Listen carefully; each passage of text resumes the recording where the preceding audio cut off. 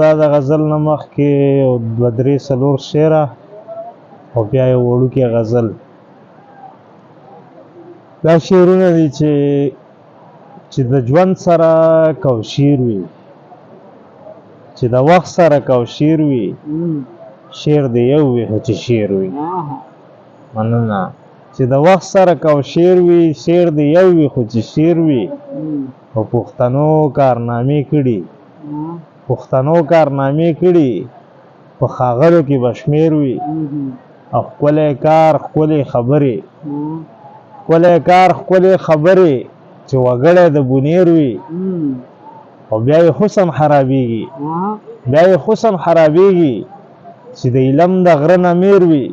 اننګي ولونه ولونه، اننګي ولونه ولونه، د ګلاب د ګل په څېر وي. او ستا هوس چې سړی کېږي، ستا هوس چې سړی کېږي، د ځوانۍ عمر به تېر وي.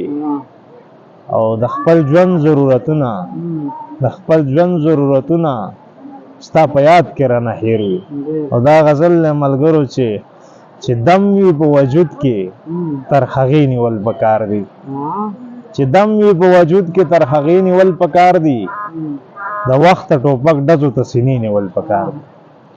چې خیال د سړي وړي راوړي موضوع پکې راځای کا، چې خیال د سړي وړي راوړي موضوع پکې راځای کا. غزل له د ړومبي سر دروازې نیول پکار دي.